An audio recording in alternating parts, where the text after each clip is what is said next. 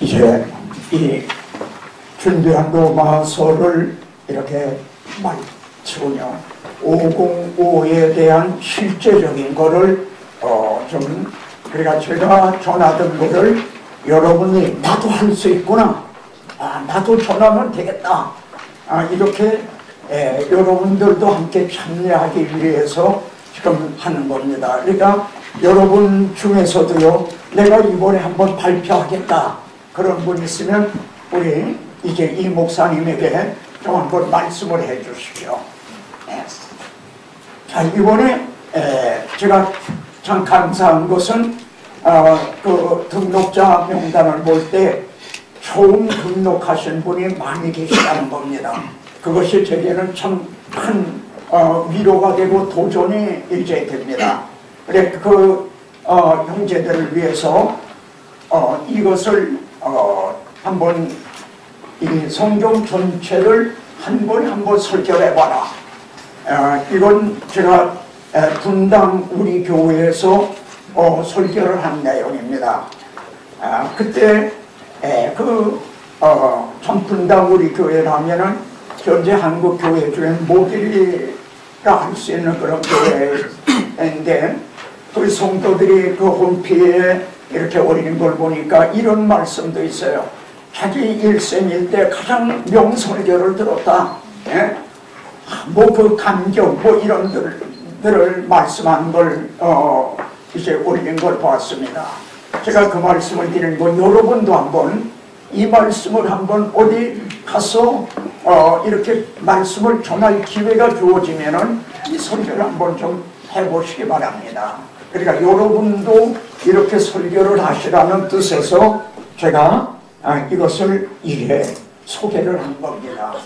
우리는 오늘날 성경을요 너무 끊어놨다는 거죠. 너무 예를 들어 이걸 보세요. 여러분이 가진 핸드폰에도 기능이 얼마나 많습니까? 정말 뭐 이건 우리는 옛날 사람은요 뭐 한 10년 전 사람도 상상도 못할 정도의 그런 기능이 있죠. 그러나 그 뚜껑을 열고 뭐 하나 건드려 보세요. 그럼 못 통이 돼요. 근데 성경은 그보다 더 예민하고 더 치밀하고 더 확실하고 정말 그런 말씀입니다. 근데 이걸 우리는 너무나 이걸 끊어놨다는 거죠. 그렇게 끊어놓다 보니까 복음이 사라져 버린 거예요. 거기서 복음이 사라진 거예요. 그리고 교훈이나 축복이나 무슨 아까 얘기한 대로 자기개발적인 이런 것들만 지금은 드러나고 있다는 겁니다. 그러니까 제가 전에 세미나에서는 또 다른 곳에서도 이런 기회를 해봤습니다. 여러분이 새해는 말이죠 설교 준비를 하실 거 아닙니까? 목회 설교 준비를 하실 때 한 주에 한 책 한 권씩을 한번 설교를 해봐라. 참 이제 말하자면 신년 첫 주는 말이에요 창세기를 설교를 하는 거예요. 창세기 전체를 한 번에 설교가 되는 겁니다. 이런 식으로 하면 그것이 어려우면은 제가 쓴 책에 신구약 파노라마라는 책이 있어요. 그건 창세기부터 계시록까지 66권을 요약을 해놓은 겁니다. 그러니까 그걸 참고로 하시면 창세기를 요약해놓고 출애굽기를 요약을 해놓고 했어요. 1년 내내 해도 66권을 다 못다 하는 거죠. 여러분이 한번 그런 혼역을 치르고 나면은 한번 그런 씨름을 하고 나면 여러분이 자신이 놀랄 정도로 눈이 밝아지고 이제 성경을 보는 안목이 밝아지고 그랬을 겁니다. 여러분 자신이 그럴 뿐 아니라 성도들도 그렇게 된다 이거예요. 그러니까 한번 도전을 해보십시오. 이를 통해서 저는 이제 성경 66권을 한 번에 설교하는 거예요. 30분에 그것도 30분에 66권을 다 한 번에 설교한다. 이런 얘기가 있어요. 나무는 보고 숲은 보지 못한다. 나무는 보는데 전체 숲은 못 본다는 거죠. 이거는 성경에서도 마찬가지예요. 성경을 부분적으로는 아는데 전체적으로는 끼고 다니는 이 성경이 뭔지를 평생을 예수를 믿었어도 이 성경이 전체가 뭔지를 모르고 산에 들어가서 이렇게 길을 헤매고 있듯이 그런 현상이 일어났다는 겁니다. 그러니까 한번 여러분도 공감을 하신다면 한번 도전을 해보십시오. 예? 한 주에 이제 한 책을 하나씩 하는 거예요. 그 다음에 예를 들면은 새벽 예배 때는 창세기를 한 장씩 또 한번 다뤄보십시오. 창세기부터 창세기 1장, 2장, 3장, 4장 이런 식으로요. 아까 말씀드렸듯이 모세 오경 장별 연구, 복음서 장별 연구 이걸 새벽 예배 때는 한번 해보시고 오고모를 가지고 제자 훈련을 해보십시오. 저는 목회할 때 이런 얘기를 했습니다. 2사람 이상만 모이라. 그리고 여러분이 이제 이 교회 와서 하든지 아니면 여러분이 모이기 좋은 어느 가정집에서 하든지 어디서든지 2사람 이상만 모이면 내가 가겠다. 그러니까 거의 일주일 동안을 갔어요. 예? 근데 그 길 외에는 없습니다. 목회 소식 보십시오. 내가 가르치기를 일을 계속하라. 이것이 너와 이건 너의 그 말을 듣는 자를 구원하리라. 사실 이 목회에 기름길이 없습니다. 어떤 다른 뭐 비결 기름길이 없단 말이에요. 그러니까 2사람 이상만 모이거든 이제 가가지고 오고고를 가지고 한번 해보십시오. 네.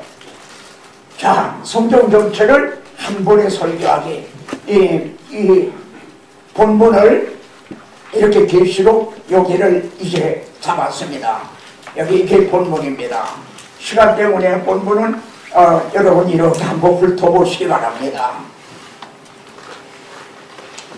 자, 들어가는 날 성경은요 하나님의 행해주신 일과 사람이 행해야 될 일로 되어 있어요. 하나님의 행해주신 거. 그 다음에 그럼 우리는 어떻게 해야 되느냐? 그러므로 형제들아 이렇게 둘로 되어 있는데 오늘 본문에서 이루었도다 하시는 거는 하나님이 행해주실 일이에요. 우리가 하는 일이 아니에요. 하나님이 행해주시는 게 이루었도다. 나는 알파와 오메가요 처음과 나중에 시작과 끝이라. 창세기에서 시작하신 것을 계시록에 가서 완성하신다는 거죠. 그래 난 알파와 오메가요 처음과 마지막이요 시작과 끝이라. 에?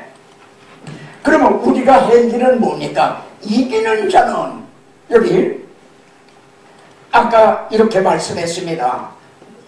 내가 또 내게 말씀하실 때 이루었도다. 나는 알파와 오메가요 처음과 나중이라. 이렇게 이건 하나님이 행해주신 일입니다. 우리가 해야 될 일은 이기는 자는 이것들을 유혹으로 얻으리라. 이건 우리가 해야 될 일이라는 겁니다. 이렇게 두 가지로 되어 있다. 그런데 이기는 자는 하는 이기는 삶을 살기 위해서는 먼저 하나님께서 행해주신 일에 확고해야만 이길 수가 있다는 겁니다. 다른 일 없어요. 하나님이 행해주신 일. 자, 여러분 요걸 요점을 한번 분별해 보십시오. 성도들이 은혜 받기를 원하십니까? 은혜 많이 받았다. 정말 은혜 받기를 원하십니까? 그럼 우선 은혜가 뭔가부터 생각합시다. 은혜가 뭐죠? 우리는 신학적으로 무가치한 자에게 이제 값없이 베푸는 호의다. 우리는 아무 가치가 없는데 베풀어 주신 호의라 이거예요.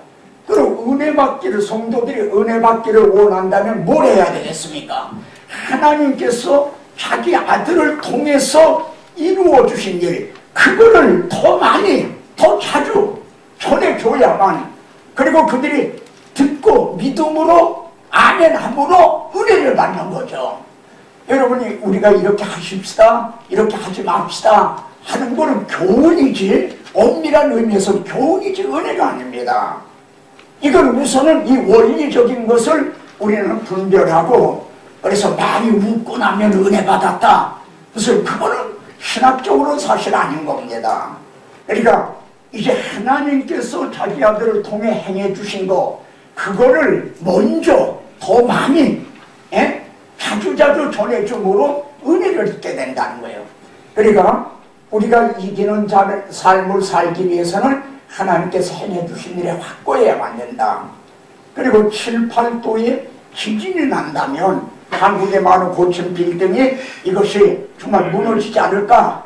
지금 고층 빌딩 얘기가 아니라 이제 오늘의 성도들이 욥에 당한 시온과 같은 그런 시험을 당한다고 하면은 정말 무너지지 않고 금이 가지 않고 이제 견뎌낼 수 있을까 하는 그겁니다. 제가 동교은혜교회 갔을 때요, 옆에 건물을 짓는 걸 봤어요.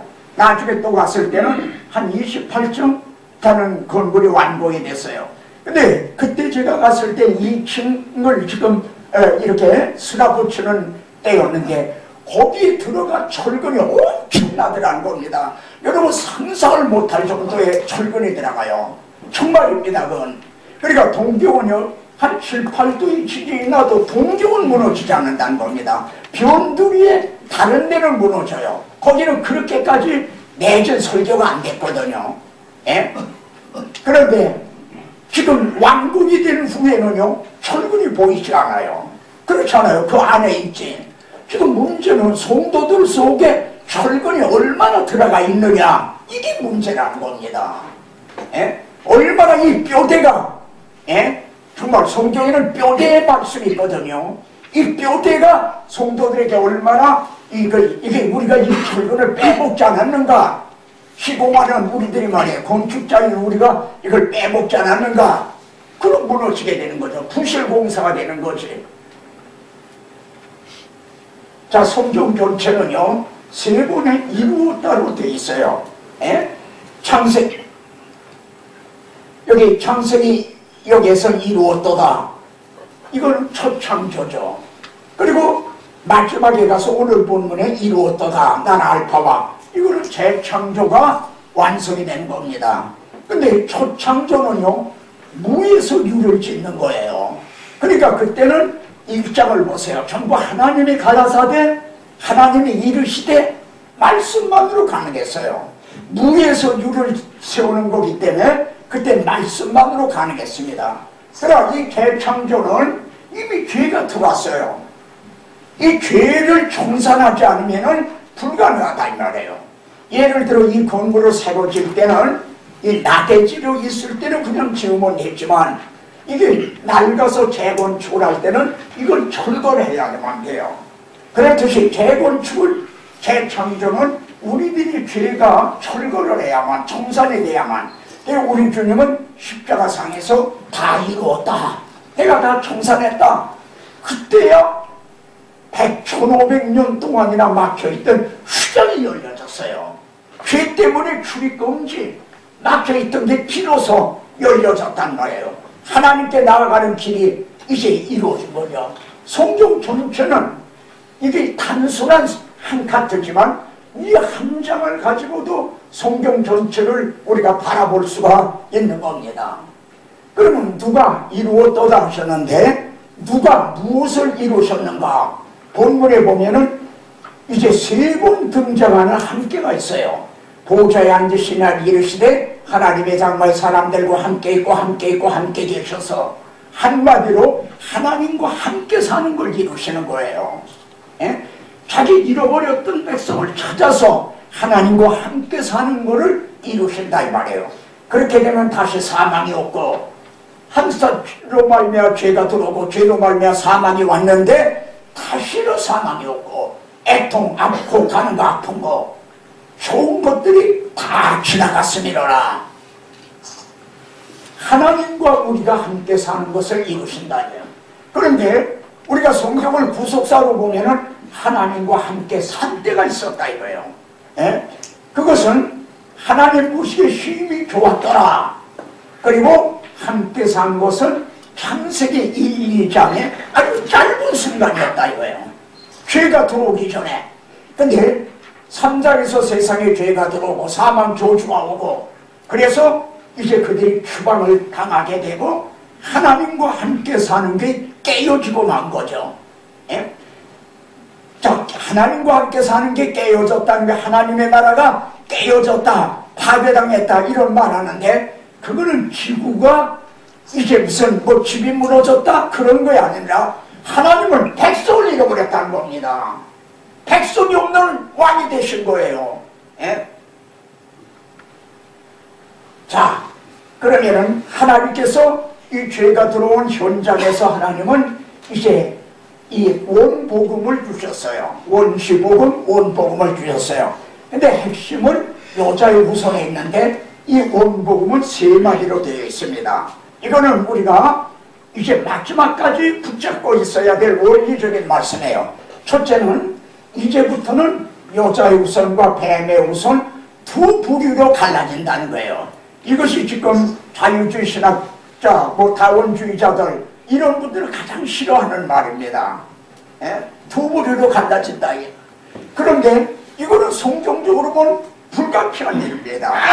지금 지구상에 많은 나라 많은 민족이 있어도 영적 논리로 하면은 예수를 믿고 예수님을 왕으로 따라가는 자와 그들이 인정을 하건 인정을 안 하든 모르든 알든 사탄을 따라가는 둘로 갈라졌어요. 사망의 왕국과 은혜의 왕국 둘로 갈라진 거예요. 모든 사람은 두 나라 중에 어느 하나에 소속이 돼 있어요. 소속이 없는 사람이 없어요. 그렇다고 두 나라에 동시에 이렇게 가입할 수도 없어요. 나는 여기에 한 발, 여기에 한 발. 이것도 없어요. 중간도 없어요. 둘 중에 하나인 거예요. 근데 두 사이에는 원수, 적대감이 있다는 겁니다. 이제 바울은 내가 선한 싸움을 싸웠다고 그러는데, 왜냐하면 우리는 이제 멸망을 당하는 그들을 구원하는 일을 하기 때문에 선한 싸움인 거죠. 바울도 이 싸움을 싸운 거예요. 그러면은 이 싸움은 어느 편의 승리로 끝날 것인가? 여자의 후손은 뱀의 머리를 상하게 하리라. 그리고 이제 승리하게 된다. 하나님은 재창조의 일을 시작을 하신 겁니다. 이 두 부류로 갈라진 걸 한번 보시오. 아벨의 재산 받으시고 가인의 재산 받지 않은 것인 거예요. 태가 둘로 갈라지고 있는 거죠. 그리고 가인이 아벨을 쳐 죽입니다. 이거를 교훈적으로 보면요, 형이 동생 죽였다는 얘기가 되죠. 테러리스트가 된 거예요. 그러나 이걸 구속사로 관점으로 보면은 사탄은요, 우리가 원복음이라고 하는 3장 15절은 하나님이 사탄에게 한 말씀입니다. 여자의 후손은 네 머리를 상하게 할 것이라. 그러니까 사탄은 자기가 여자의 후손에 의해 멸망당하리라는 걸 창세기 3장 15절에서 이미 선고를 받았어요. 그러면 어떻게 합니까? 사탄은 계속 여자의 후손이 태어나지 못하도록 대적을 하는 거예요. 그 대를 끊으려고. 그러니까 가론 유다 속에 사탄이 들어가서 예수님을 팔아먹듯이 가인 속에 사탄이 들어가서 여자의 후손이 오실 아벨의 그 대를 끊었다. 이런 논리가 되는 겁니다. 이삭과 이스마엘로 둘로 갈라집니다. 그리고 이스마엘이 이삭을 핍박을 했다. 또 에서와 야곱이 이건 아주 더 극적인 거죠. 그들은 태어나기도 전에 뱃속에서부터 싸웠단 말이에요. 그래 이게 웬일인가 하나님께 물었더니 두 국민, 두 민족이 네 복중에서부터 나누리라. 우리가 이걸 어떻게 부정을 합니까? 아무리 두 부류로 갈라진다는 걸 싫어하고 미워한다 하더라도 이 영적인 논리를 부정한다면 우리를 떠나야 되는 거죠. 자, 구약 성경은요, 이렇게 부피가 많다 하더라도 여자의 후손을 셈, 아벨이 이제 그 가인이 아벨을 죽인 대신에 하나님은 다른 씨의 셋을 주셨다. 그래서 셋의 줄기에서 노아가 태어나고 노아의 세 아들 중에 하나님은 셈의 줄기로 오셔서 거기에서 아브라함이 오고 다윗의 줄기에서 오셨다는 이것이 구약 성경의 그리스도의 이제 그 오시기까지 계보입니다. 그리고 하나님은 아브라함에게 네 씨로 말미암아 천하 만민이 복을 받으리라 언약을 세워주셨어요. 또 다윗에게도 네 몸에 자식을 세워서 그 나라를 이제 영원히 견고하게 하리라. 아브라함과 다윗에게 메시아 언약을 세워주셨습니다. 그리고 하나님은 바울이 이 복음은 하나님이 선지자들로 자기 아들에 관하여 선지자들로 미리 성경에 미리 약속하신 것이라 한 대로 갑자기 오신 게 아니에요. 예, 믿을 만한 증거를 먼저 주셨어요. 이렇게 선지자로 미리 예언하게 하셨다.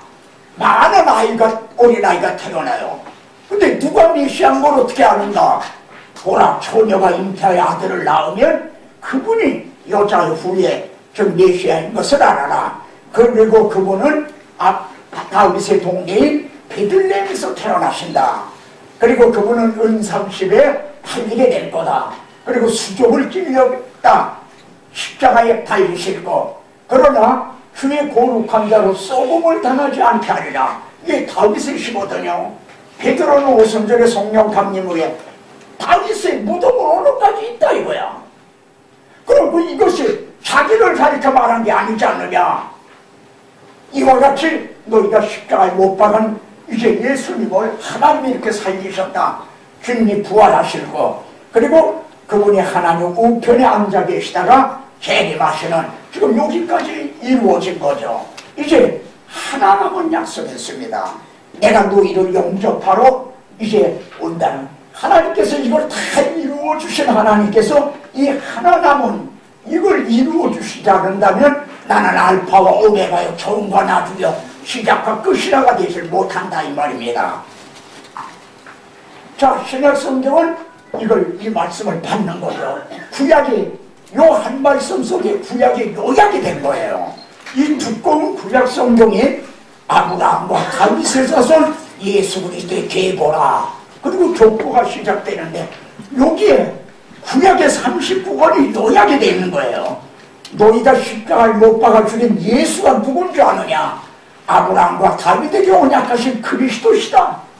그러니까 제가 이제 좀 부탁드릴 것은, 여러분이 기도하실 때 그냥 예수님의 이름으로 기도합니다. 좀 하시지 마시기 바랍니다. 전 그래도 아멘 합니다.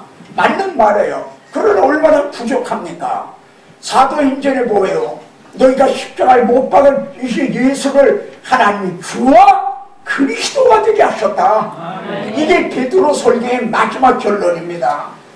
그러니까 사도들은요, 바울 서신 보세요. 그리스도와 예수, 예수와 그리스도를 결코 띄워놓고 있잖아요.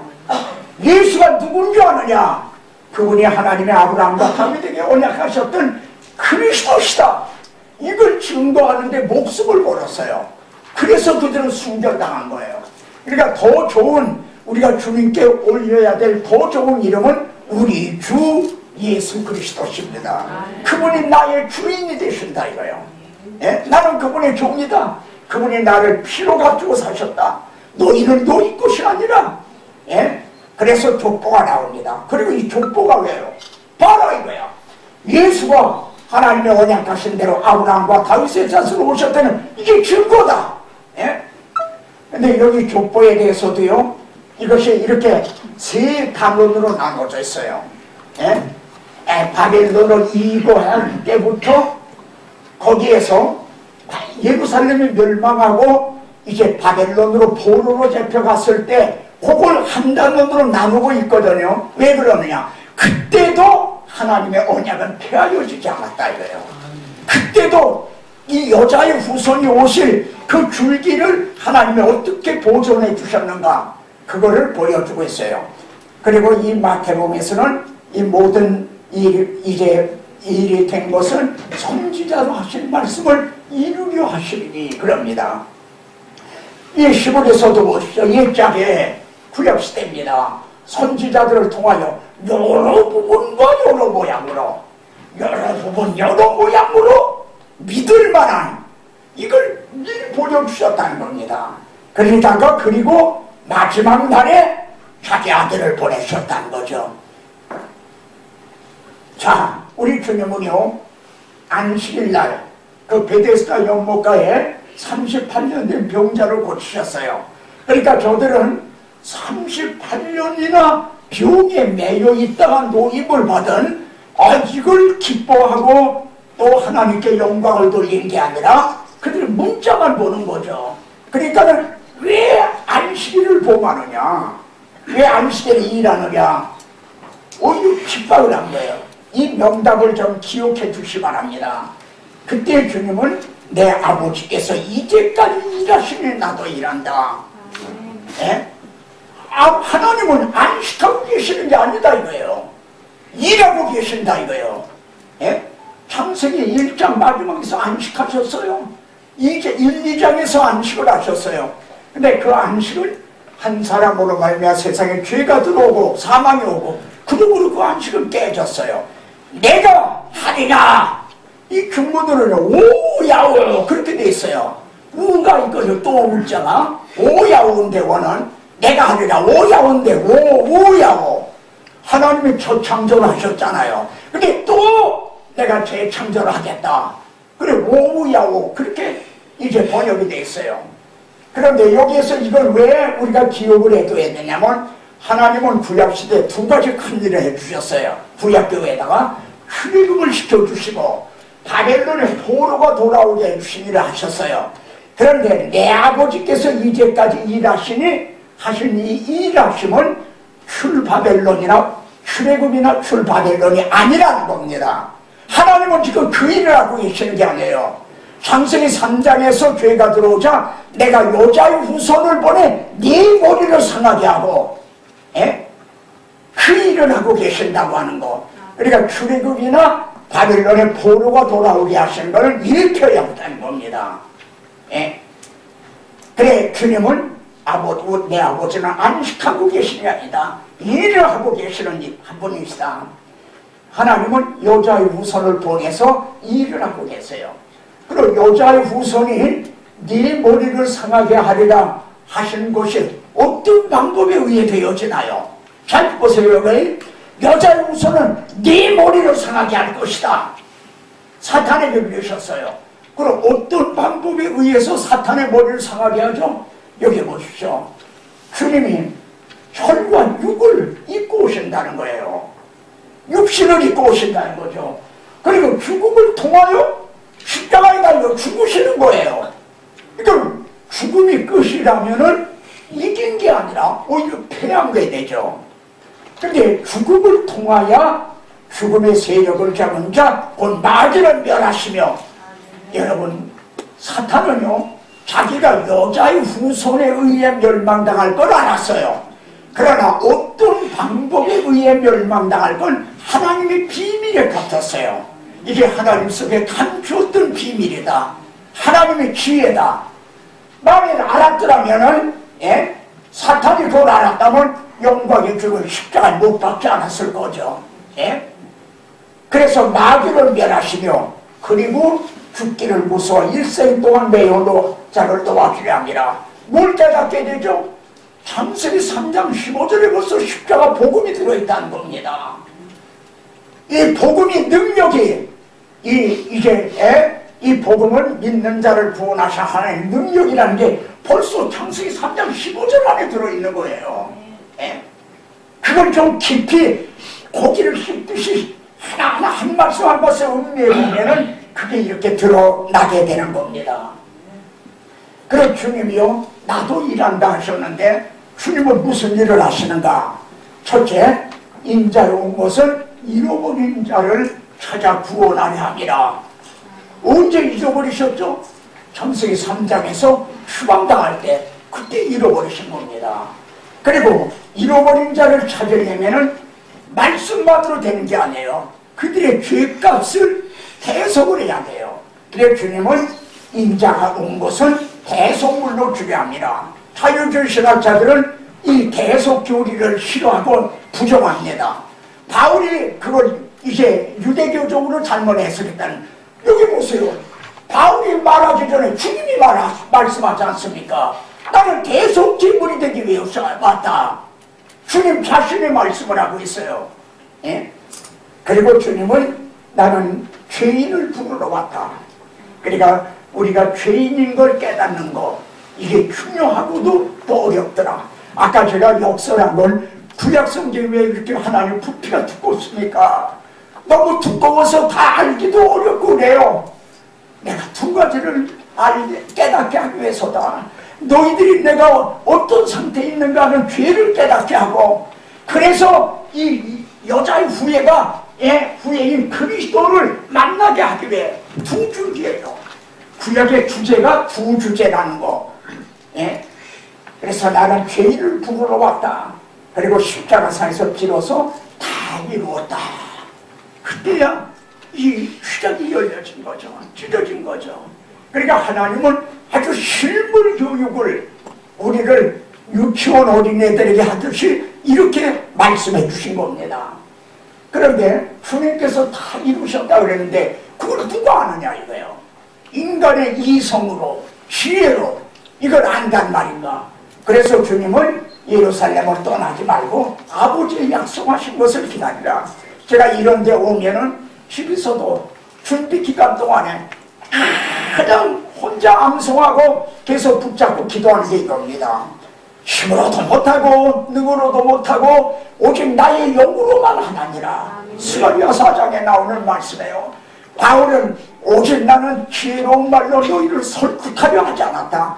성령에 나타나심과 능력으로 하여 내가 복음을 전할 때 성령에 나타나셔서 능력으로 역사해 주시기만을. 그러니까 성령으로 하지 않고는 누구든지 그리스도를 주나할 자가 없다. 우리가 말로 설득을 해서 예배당까지는 데려올 수가 있어요. 그러나 그들을 허물과 죄로 죽은 그들을 거듭나게 해주지 못해요. 예배당까지 데리고 와서 멤버가 될 수가 있게는 할 수 있다. 멤버. 골프 회원이 되듯이 하나의 교인으로 만들 수는 있어요. 그러나 그리스도의 제자로는 만들지 못한다는 말입니다. 그러니까 약속하신 것을 기다리라. 그리고 사도행전 1장에서 주님은 승천하셨어요. 왜? 임무를 다 이루었다. 오신 임무를 완수했으니까요. 여기에서 우리가 도전을 받게 되는 걸 주님이 이 땅에 오셔서 다른 많은 일을 하셨다 하더라도 십자가를 지시지 않았다면 주님으로 오신 사명을 이루지 못하게 돼요. 이게 왜 우리에게 도전이 되는가? 여러분이 많은 은혜로운 설교를 하셨다 하더라도 십자가 복음을 전하지 않았다면 그리스도의 증인이 아닌 거예요. 너희는 내 증인이 되라 하는 것이 주님이 다 이루었다 그걸 증언하라는 것이. 그러니까 사도행전 2화 서신설 보세요. 오병이어의 기사라든가 나사로를 죽은 자 가운데 살리셨다든가 이런 얘기가 단 한 번도 안 나와요. 다만 예수 그리스도 십자가와 부활만 증거하고 있지. 근데 우리는 거꾸로 하고 있다는 거죠. 그리고 주님을 승천하셨어요. 그리고 2장에서 성령님은 강림을 하셨죠. 여기에 임무교대가 이루어진 거예요. 그리고 성령님은 여기에는 다 안 들어가 있지만은 요한복음 16장에 보면 이런 말씀이 나와요. 이제 주님 잡히시던 날 밤입니다. 다락방 가가에서 제자들은 주님이 십자가 지신다니까 다 깊은 근심에 빠졌어요. 그러니까 분위기는 아주 가라앉았고 무겁죠. 그때 주님은 이런 말씀했어요. 내가 진실로 너에게 내가 실상을 말한다. 진실을 말한다는 게요. 내가 떠나가는 것이 너에게 유익이라. 내가 십자가 지는 게 너에게 유익이라는 거예요. 그리고 하실 말씀이 내가 떠나가지 않으면 보혜사 성령이 오시지 않는다. 이상근 목사님의 신학성경 주회가 있죠. 한번 그 대목을 보세요. 왜 주님이 떠나가시지 않으면 성령이 오시지 않는다고 했는지 이걸 모르겠다 이거예요. 제가 잘못 봤나요? 한번 여러분 확인해 보십시오. 거기에 그 해박한 그분도 그렇게 얘기하고 있어요. 그러면 왜 주님이 떠나가시지 않으면 성령님이 왜 안 오시죠? 성령님은요, 주님이 십자가상에서 다 이루었다. 그리고 우리 죄를 이제 청산함으로 맞췄던 출입금지했던 시장이 열려지게 한 바로 이 복음을 증언하러 오시는 거예요. 근데 주님이 이루어 놓으시지 않으면 오실 이유가 없는 거예요. 오실 필요도 없고 오실 이유도 없어요. 그 점이 이해가 되십니까? 그리고 우리에게도 유익이 없어요. 하나님 일 땅에 떨어져 죽지 않으면 지금 이번에 여기 준비한 데는 그런 게 없어요. 예수님이 말해요. 제자들 보고 너희는 나를 누구라고 하냐. 그러니까 주는 그리스도시요 살아계신 하나님의 아들이십니다. 그러니까 내가 복이 있도다 그러셨어요. 그리고 뭐라고 그러셨냐. 내가 그리스도인 걸 아무에게도 말하지 말라. 온이 경계했다고 그래요. 결국 어떻게 성경을 구속사적으로 보게 됐느냐 그러는데 이런 대목에서요. 아니 주님이 병 고치셨다는 거 말하지 말라. 주님이 다 그 말씀을 했잖아요. 병 고친 거 죽은 자 살리고도 말하지 말라. 그건 이해가 돼요. 그래도 근데 내가 그리스도인 것도 말하지 말라 이거야. 아니 그럼 우리가 뭘 말하는 거예요? 예수가 아브라함과 다윗에게 언약하셨던 메시아 그리스도시다. 이걸 증거해야 되는 거 아닌가요? 근데 이것도 말하지 말라는 거예요. 그럼 무슨 말씀이에요? 그 말씀 한 다음에 비로소 자기 자신이 예루살렘에 올라가 십자가에 죽으셨다가 부활하실 걸 비로소 말씀했다고 그랬어요. 무슨 뜻인가? 예수가 누구신가? 이걸 안 다음에 이제는 내가 왜 왔는가를 말해야 되겠다. 주님이 대속물이 되기 위해서 오셨다는 걸 비로소 말씀한 거예요. 만약 예수님이 누구신지를 알기 전에 말했다면 어떤 일이 일어났을까요? 제자들이 다 떠나가 버렸겠죠. 예? 비로소 말씀했다. 그럼 무슨 뜻이죠? 그리스도만은 말하지 말라고요. 그리스도가 너 우리를 위해서 무엇을 해주셨는가? 이 둘을 같이 말하는 겁니다. 여러분 감히 제가 말씀드리지만 그리스도에게만은 구원이 없어요. 원래 뭐 이단의 말 같죠. 그리스도에게 구원이 없다 이거예요. 이거 주님이 친히 하셨잖아요. 하나의 밀 땅에 떨어져 죽지 않으면 하나를 그대로 있고, 예? 십자가에도 구원이 없어요. 강도가 진 것도 십자가네요. 사형 형태예요. 그럼 구원이 어디 있는가? 하나님의 아들이 우리들의 죄를 위해 대신 죽어주셨다는 이 둘이 합해질 때 복음이 되는 거예요. 예? 근데 우리는 이걸 띄워놓고 있다는 거죠. 그러다 보니까 복음이 사라져버리고 마는 거예요. 예? 그래서 주님은 이걸 내가 그리스도인 걸 말하지 말아라. 그 다음에 비로소 죽으시고 다시 사실 걸 말씀한 다음에 끝에 가서 너희는 만민에게 복음을 전해라. 예? 그때 전하라는 말씀이 나오잖아요. 뭘 전해야? 그리스도가 우리 죄를 위해 죽으시고 다시 사셨다는 이걸 전하라는 거죠. 그러니까 성령님이 오신 목적은 이걸 증언하기 위해서 오신 거예요. 십자가 도를, 십자가의 복음을. 예? 그러니까 이거를 우리가 제가 극단적으로 말하면 십자가의 복음을 전하지 않는 설교학원을 성령님이 함께 하시지 않는다. 이렇게 말을 할 수도 있는 거예요. 그리고 십자가 복음이 없는 설교는 성도들에게 유익을 주지 못한다. 내가 또 나가는 것이 너에게 유익이라.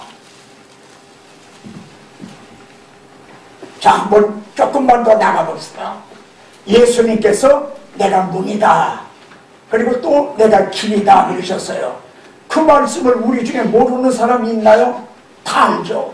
그럼 조금만 더 들어가 봅시다. 주님이 어떻게 돼서 문이 되셨죠?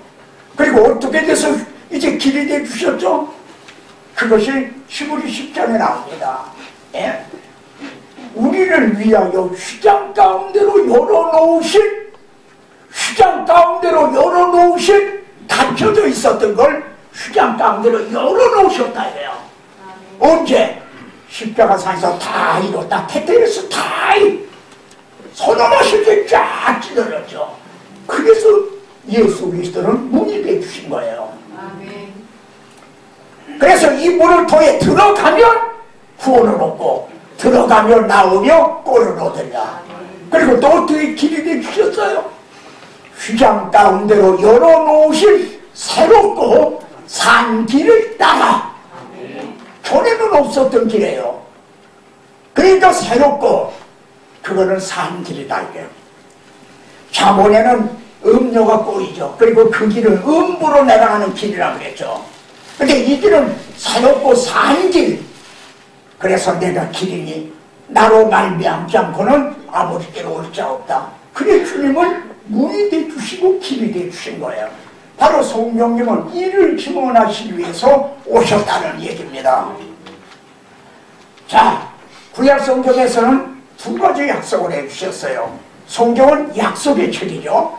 근데 크게 얘기하면은 두 가지 약속입니다. 하나는 그리스도를 보내주실 거예요. 두 번째는 내 신을 요엘 선지자의 내 신을 만민에게 부어주리니. 예? 그리고 성령이 오실 때 그가 나를 증거하실 것이라. 이 두 가지 약속을 해주셨어요. 그리고 은총과 간구하는 심령을 또 부어주신다. 그래서 구원은요, 우리가 크게 보면은 구약성경은 성부 하나님이 주도적으로 이루어오신 거예요. 구약성경 성부 하나님이. 그리고 복음서는 성자 하나님이 또 이루어 주신 거죠. 근데 이제 성령이 강림하신 오늘에는 성령님이 주도적으로 지금 일을 하시는 거죠. 우리가 이거를 풀로 대듯이 엄격하게 나눌 수는 없죠. 삼위일체 하나님의 역사니까요. 그러나 구원은 성부, 성자, 성령님의 역사가요. 성부가 택하시고 성자가 구속하시고 성령의 약속의 성령으로 인쳐셔서 나는 우리에게 믿음을 주시고 거듭나게 해주시고 보증을 해주신다는 거죠. 내가 하나님의 자녀로 구원 얻었다는 도장을 보증을 주신다는 거죠. 그래 성령으로 하지 않고는 그리스도를 주라 할 자가 없다. 자, 우리가 요한 계시록에서 출발을 해서요, 성경을 짧은 시간 내에 한 바퀴 돌아서 계시록으로 돌아왔어요. 근데 계시록에는요, 4기둥이 있어요. 기둥이 4개가 있어요. 여러분, 성경에는 기둥과 같은 말씀도 있고 석가래와 같은 말씀도 있어요. 특히 계시록이 그래요. 근데 왜 계시록을 곡해하는가? 기둥을 붙잡지 않는 거예요. 석가래를 붙드는 거예요. 666 무슨 다른 14만 4천 7머리 10뿔 이건 다 가지들이란 말이야. 가지. 기둥이 4개가 있어요. 이걸 붙들어야 되잖아요. 그럼 그 기둥이 4기둥이 뭐냐면 보좌, 하나님의 보좌가 44번이나 나와요. 계시록 안에 44번이나 나온다니까요. 그리고 그리스도를 어린 양이라고 부르게 29번이나 나와요. 여러분, 이걸 좀 보십시오. 이게 작은 얘기가 아닙니다. 왜 그리스도를 어린 양이라고 부를까요? 그렇게 복음서에서 부른 사람이 요한입니다. 계시록을 쓴 요한이 보라 세상죄를 지고 가는 하나님의 어린 양이로다 그랬어요. 근데 계시록에서도 어린 양이라고 부르고 있다 이거예요. 그럼 뭐 되죠? 계시록에서도 복음을 붙잡고 계시록을 쓰고 있다는 거예요. 예수님을 어린 양이라고 부른다는 이 한마디 속에서 계시록을 쓸 때 계속 복음을 붙잡고 있었구나. 저는 계시록 강의를 할 때 도대체 요한이 어디까지 어린 양이라고 예수님을 부르나, 마지막 장까지 22장까지 어린 양이라고 부르고 있어요. 예? 이게 얼마나 정말 놀랍고 또 이제 명확한 말씀입니까? 그런데 자, 이 두 기둥을 합해보세요. 그럼 무슨 뜻이죠? 구원이 어떻게 이루어진 거예요? 보좌에 앉으신 우리 하나님과 어린 양에게 있도다. 여러분, 이게 요한복음에서 이루어주신 거죠. 하나님께서 자기 아들을 세상 죄를 지고 간 하나님의 어린 양으로 삼으셔서 대속 제물을 삼아주심으로 구원을 이루어 주신 거예요. 그러면 그거를 누가 하는가? 성령이 13번, 교회가 20번이 등장해요. 이게 4기둥이에요. 그러면은 성령과 교회를 결합을 시켜보세요. 무슨 뜻이 되죠? 성령과 신부가 말씀하시기를, 우리가 교회 곧 그리스도의 신부죠. 오라 오라 오라 하고 초청을 하는 거예요. 지금 우리가 그 일의 쓰임을 받고 있는 거죠. 주님은 성령이 너희에게 임하시면 그때 딱 끝까지는 내 주인이 되라. 오라 오라 오라. 내 주인이 되라. 여러분, 계시록에서 이거보다 더 중요한 말씀이 어디 있나요? 이게 계시록에 이제 이루고 있는 4가지 기도입니다. 하나님은 이렇게 말씀합니다. 이루었도다. 나는 알파와 오메가요 처음과 마지막이라. 이게 하나님의 자기 계시다. 이렇게만 하면은 이게 부족합니다. 하나님은 처음이고 마지막이라는 거죠. 창세기에서 내가 하겠다 이렇게 시작을 하신 것을 기어코 계시록에 가서 완성하신다는 말입니다. 근데 이 말씀을 이거하고 연결보세요. 주님은 보라 내가 속히 오리니, 그리고 나는 알파와 오메가요 처음과 마지막이요 시작과 끝이라. 주님이 인카네이션 하셔서요 죽으시고 다시 사시고 부활 승천하셨다. 그리고 여기서 끝쳤다면, 즉 재림하시지 않는다면 주님은 알파는 되지만 오메가는 못 되는 거예요. 처음은 되지만 마지막은, 시작은 되지만 끝을 못 맺게 돼요. 이런 일은 없다는 겁니다. 예? 이런데 후속사만 그런 게 아니에요. 구원 계획, 후속의 역사만 그런 게 아니라 우리들의 개인의 신앙도 마찬가지예요. 바울은 복음을 전하다 지금 로마 옥중에 갇혀 있어요. 절망적인 상황과 같이. 그런데도 바울은 노예 속에 착한 일을 시작하십니다. 여러분, 시작을 하셨어요. 그런데 아직 완성된 건 아니에요. 우리 속에 시작을 하셨어. 완성된 건 아니에요. 언제? 주 예수 그리스도의 날까지 이루실 줄은. 우리들의 이 낮은 몸이 주님의 영광의 몸과 같이 변화되는, 영화되는 날에 가서 우리의 구원은 완성이 되는 거예요. 우리의 낮은 몸이 영광의 몸과 같이. 자, 그리고 여기에서 제가 책에서도 제일 강조한 말씀 중에 하나가 이겁니다. 이 구원 계획에는 하나님의 이름과 명예가 걸려있다는 겁니다. 여러분, 제가 성경은 문제에 대한 해답이다 쓴 책에 이런 책이 있었다고 했죠. 그리고 가장 큰 문제가 뭡니까? 하나님의 이름이 더러워졌다는 겁니다. 하나님의 보시기에 힘이 좋았다고 했잖아요. 그걸 엉망진창을 만들어 놨어요. 왜 나라와 나라 사이에도 왜 싸움이 벌어집니까? 네? 하나님의 이름과 명예가, 그래서 하나님은 내가 나를 위하여 이룰 것이라. 어찌 내 이름을 욕되게 하려. 내 영광을 다른 자에게 주지 아니하리라.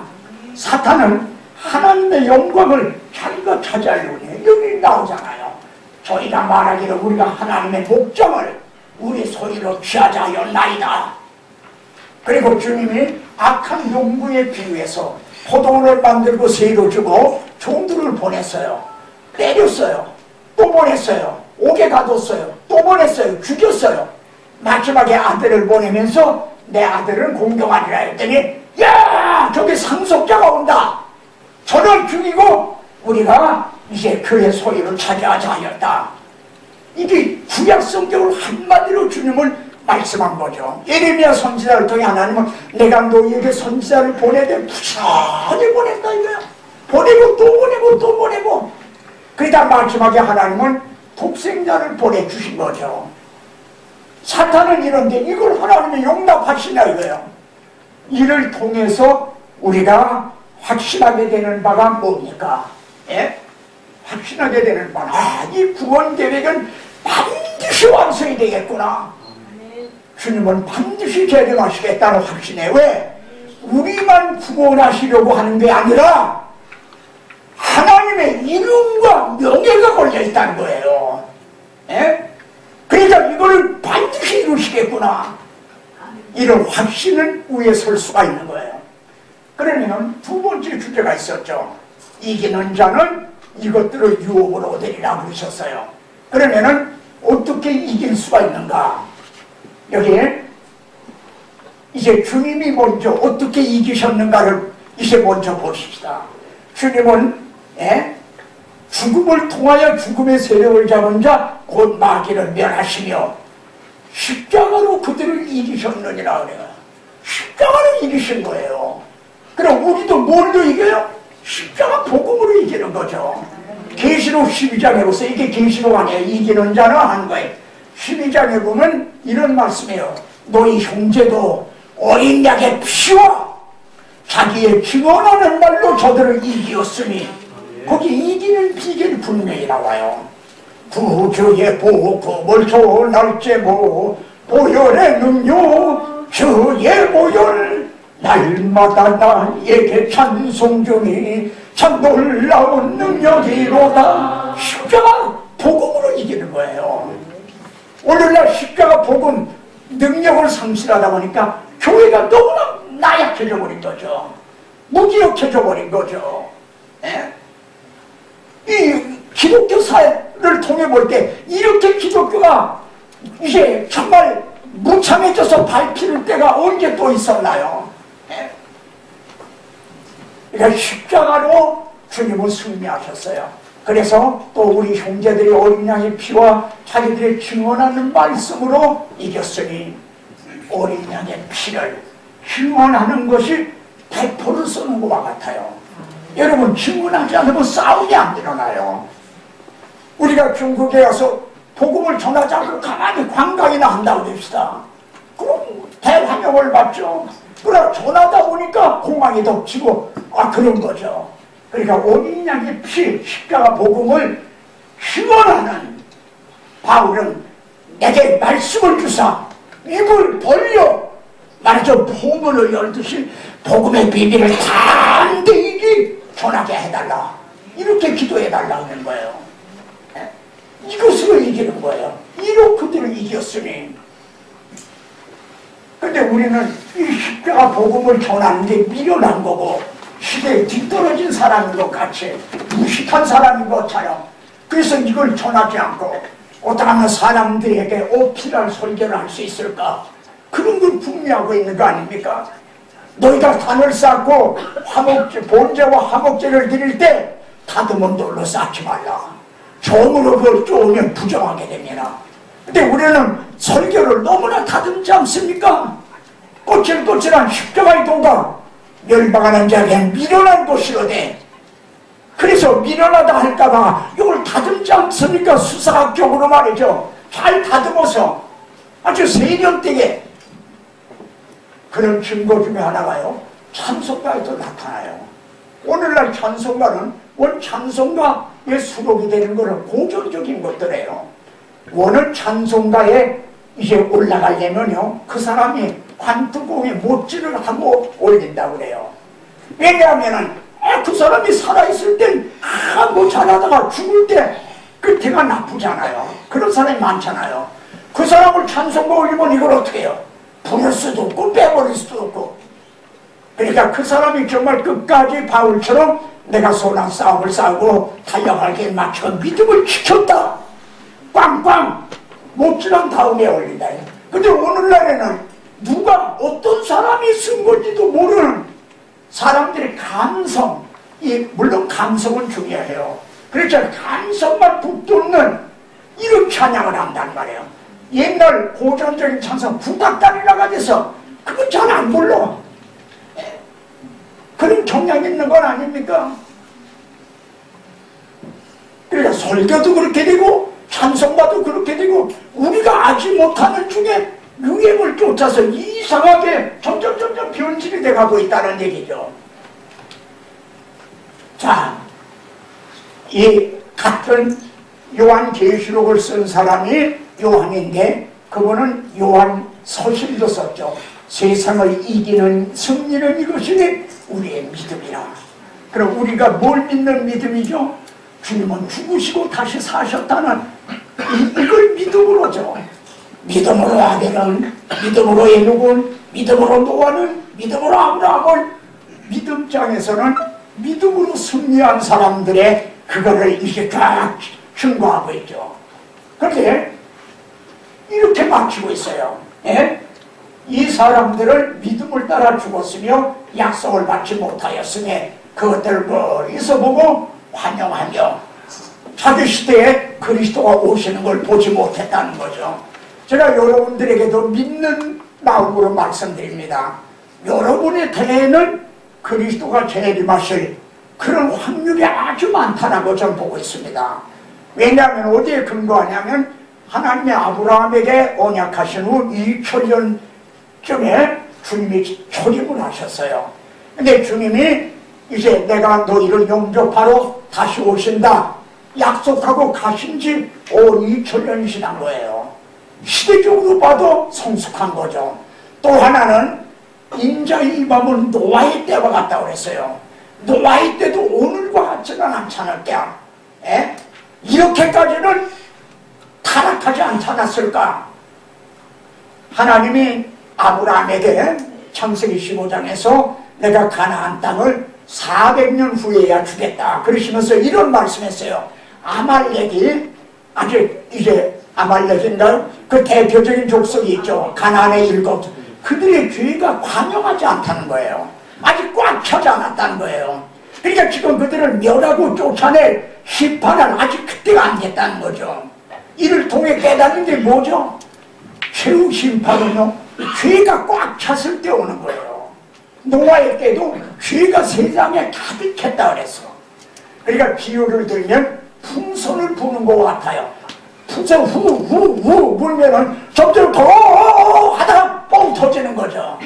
근데 지금 뻥 터질 직전까지 와 있는 것 같아요. 예?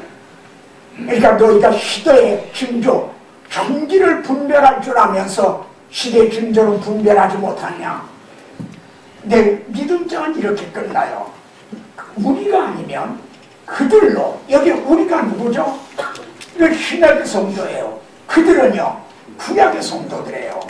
우리가 아니면 그들로 온전함을 이루지 못하게 하려 하십니다. 아니, 그들로 온전하지 못한다는 거예요.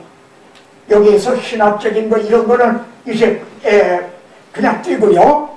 저는 여기에서 이 구원 계획을 마치 역전 경주와 같다. 이걸 저는 깨닫게 된 거예요. 그러니까 지금 우리는 개인전을 하고 있는 게 아니에요. 단체전을 하고 있는 중이다 이거예요. 그래서 너희는 어떠하면 내 교회 나 잘되고 이게 아니라 그 나라와 그 일을 구하라. 우리는 동일한 목적을 가지고 뛰고 있다 이거예요. 그러니까 보십시오. 아브라함이 하나님한테 언약을 받았어요. 그걸 이삭에게 물려줬어요. 이삭은 또 받아가지고 그걸 야곱에게 물려줬어요. 바울은 그 자기가 다른 이제 붙잡고 달리던 복음의 바통을 디모데에게 물려줬어요. 또 디모데를 가지고 또 달려서 저도 이제 달려갈 길을 마치려는 이쯤에 이렇게 열을 올리는 거는 바로 여러분에게 이 복음의 바통을 물려주고자 하는 오직 이 한 가지 마음이란 말이에요. 예? 그런데 이걸 조금 더 실감하게 동계올림픽 때 말이죠. 쇼트트랙 그 리레이 하는 거 보죠. 언제 봐도 박진감이 있어요. 그 4명인가가 그 리레이 하는 거 있잖아요. 쫙 밀어주면 그거 어떻게 그렇게 또 밀어주면 달리고 하잖아요. 우리 한국 선수들이 정말 그런 데는 아주 기만하죠. 1등 금메달이 아주 맡아놓은 거야. 그런데 내 차례가 됐어요. 막 달리다 내가 쭉 미끄러졌다고 해봐요. 그럼 어떻게 돼요? 나만 실격입니까? 우리 팀 전체가 금메달을 다 잡았다가 놓친 거지.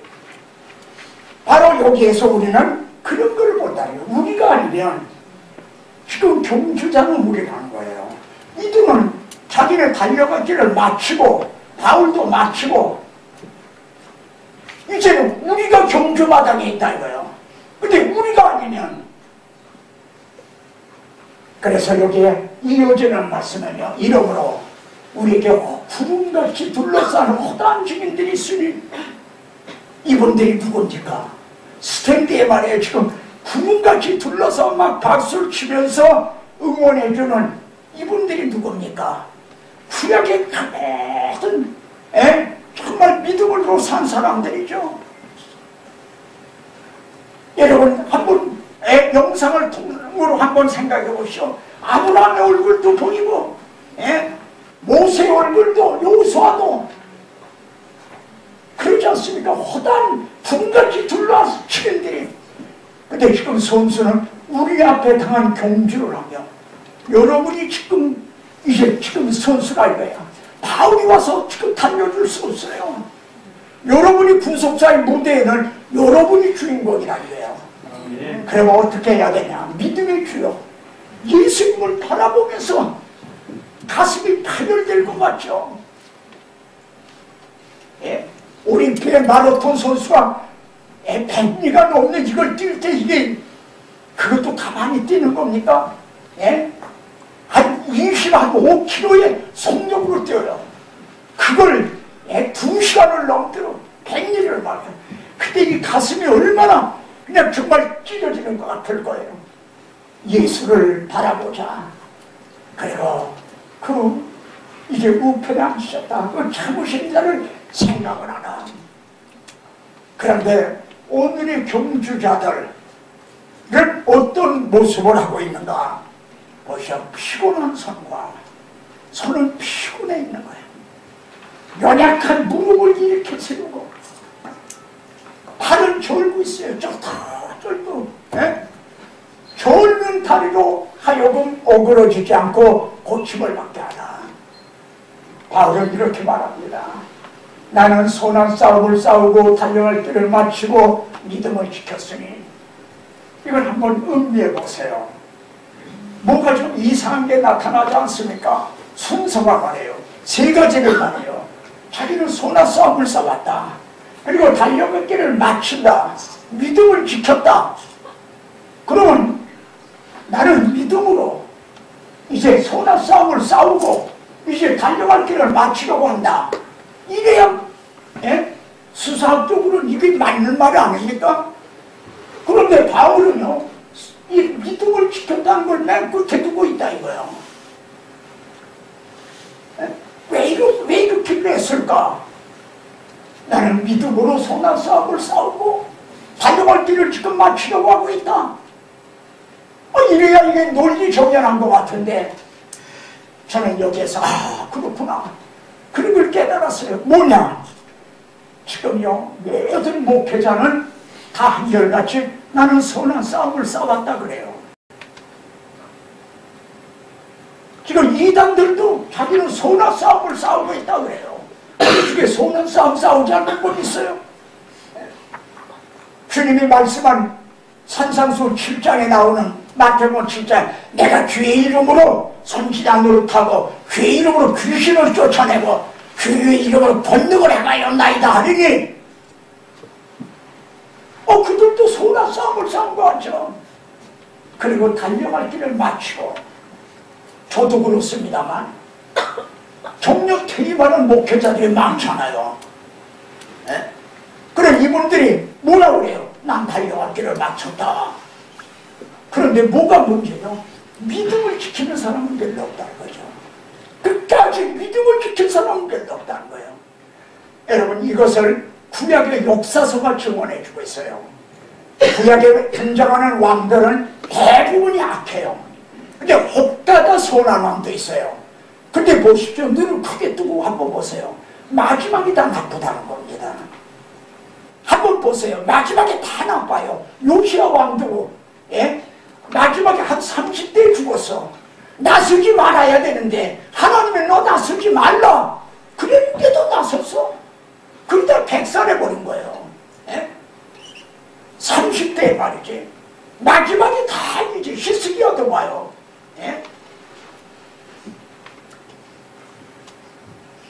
참 오늘의 이게 남의 옛날 얘기야. 오늘의 우리 현실이 그렇지 않나요? 정말 모든 사람들의 선망의 대상이 되던 그런 목회자들이 마지막에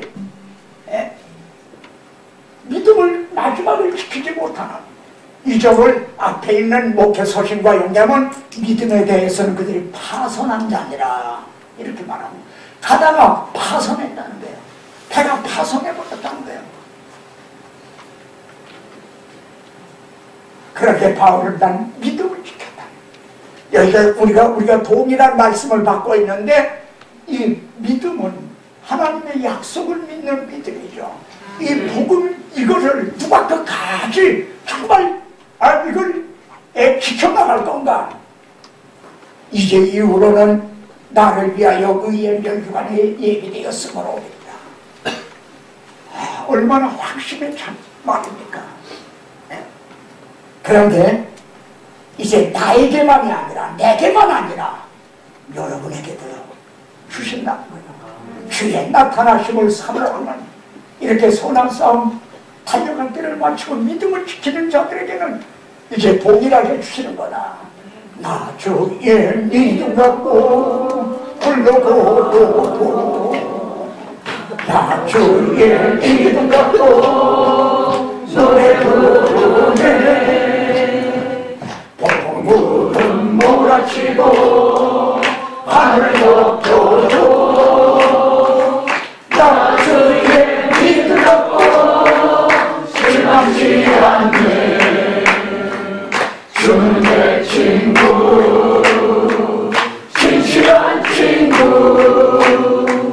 세상 끝까지 주님들이 구름 몰아치고 하늘 덮어도 나 주의 믿음 갖고 실망치 않네. 내 주는 소망 목자 나를 인도해 사망의 골짜기로 다닐지라도 주님께서 나의 길을 인도하시니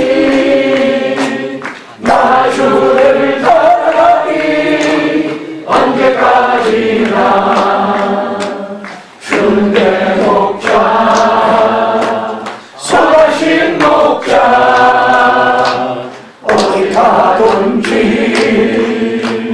함께 하시네. 주께서 나의 길을 인도하시니 나 주를 따라가니 언제까지나. 우리 잠깐만 휴식을 하고 이제 본론에 다시 들어가겠습니다.